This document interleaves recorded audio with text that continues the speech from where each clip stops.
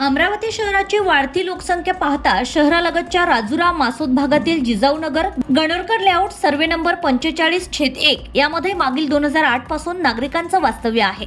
मात्र अजूनही त्यांना रस्ते, नालीसारखी पायाभूत सुविधा उपलब्ध न झाल्याने सदर भागात विविध समस्या निर्माण झाल्या आहेत। या संदर्भात जनता युवा संघटनेचे संस्थापक अध्यक्ष अण्णा उर्फ गिरीश चौधरी यांच्या नेतृत्वात गटग्रामपंचायत राजुरा मासोद प्रशासनाकडे सातत्याने पाठपुरावा सुरू आहे। याबाबत स्थानिक भागातील Jijaunagar Ganorkar layout survey number 45/1 मधील नवीन प्लॉट धारकांना रस्ते, नाली, विद्युत पोल व इलेक्ट्रिक लाईट आदींची व्यवस्था करण्याच्या मागणीसाठी गटविकास अधिकारी पंचायत समिती अमरावती अनिता लाड यांना निवेदन देण्यात आले। यावेळी सरपंच मासोद राजेंद्र खंडारे, सचिव ग्रामपंचायत मासोद मनीष इंगोले, सर्व महिला ग्रामपंचायत सदस्य यांच्यासह नागरिक उपस्थित होते।